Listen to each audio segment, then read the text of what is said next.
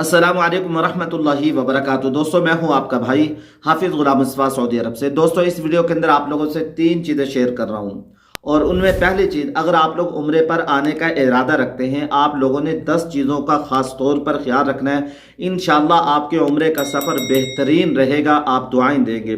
दूसरे नंबर पर उम्रा वीज़े के रेटों में बहुत ज़्यादा कमी हुई है, वो आप लोगों को शेयर कर रहा हूँ। तीसरे नंबर पर, अगर आप लोग 3 माह का उम्रा वीज़ा लेते हैं, आप लोगों ने जद्दा एयरपोर्ट इस्तेमाल नहीं करना। आप लोग इसके साथ इर्द गिर्द जो एयरपोर्ट है वो इस्तेमाल करें, इसमें आप लोगों का फ़ायदा होगा। वो फ़ायदा क्या होगा? अगर आप लोग ये एयरपोर्ट इस्तेमाल करते हैं तो आप लोगों का उम्रा वीज़ा बहुत ज़्यादा महंगा हो जाएगा। ये सारी तफसील इस वीडियो के अंदर आप लोगों को मिलेगी। प्लीज़ अगर आप लोग चैनल पे नए हैं, चैनल को लाइक और सब्सक्राइब ज़रूर कर दें। दोस्तों, अगर आप लोग उम्रे पर आने का इरादा रखते हैं तो आप लोगों ने 10 चीज़ों को अपने ज़हन में रखना है और इनके बारे में आप लोगों को पता होना चाहिए। पहले नंबर पर, आप लोग उम्रा को सीख कर आएँ। उम्रे के कितने फ़र्ज़ हैं, कितने वाजिबात हैं, मैं आप लोगों को थोड़ा थोड़ा बताऊंगा भी। उम्रे के अंदर 2 फ़र्ज़ है, 2 वाजिब है। नियत करके तलबिया पढ़ना, दूसरा बैतुल्लाह के 7 चक्कर लगाने, ये 2 फ़र्ज़ हैं।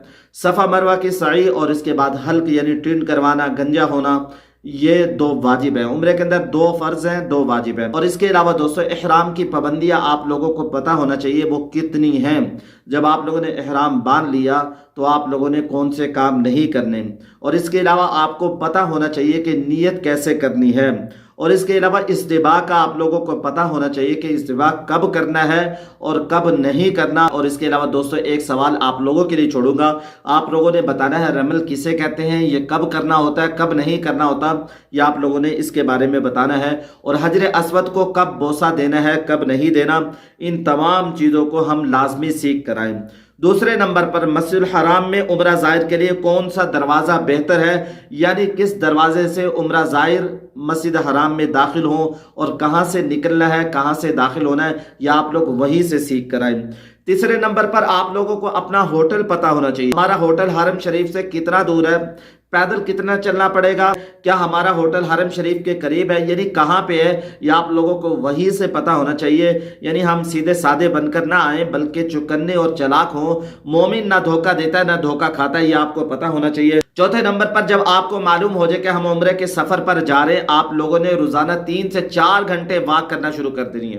वॉक आपकी उम्र को बढ़ाती है, आपकी सेहत को अच्छा रखती है। यहाँ कम अज कम भी 2 से 3 किलोमीटर इंसान को चलना पड़ जाता है। अगर आप लोगों को वॉक की आदत होगी तो आपके उम्रे का सफर बेहतरीन और अच्छा गुजरेगा। आप उम्रे के सफर में बेहतरीन रहेंगे, बीमार नहीं पड़ेंगे। छठे नंबर पर, मस्जिद हराम में वुजू खाना कहाँ है, गुस्ल की जगह कहाँ है, वुजू कहाँ करना है। अगर आप लोग तवाफ कर रहे हैं तो आपका वुजू टूट जाता है, तो आप लोग कहाँ जाएंगे? फौरन वुजू करके फिर तवाफ शुरू कर दें, क्योंकि तवाफ बगैर वुजू के नहीं होता, ये आप लोगों को मैंने बता दिया। 7वें नंबर पर, आपके साथ आपकी मेडिसिन जरूर हो, डॉक्टरी नुस्खे के मुताबिक। डॉक्टरी नुस्खा भी हो, वरना एयरपोर्ट पर आप लोगों को रोक लिया जाएगा। 8वें नंबर पर, आप बीमार हो जाते हैं, आपका कोई रिश्तेदार बीमार हो जाता है, वालिदैन आपके साथ है वो बीमार हो जाते हैं, बच्चे बीमार हो जाते हैं, आपको पता होना चाहिए कि यहाँ हॉस्पिटल कहाँ है, कहाँ से दवा मिलेगी, कहाँ से मेडिसिन मिलेगी।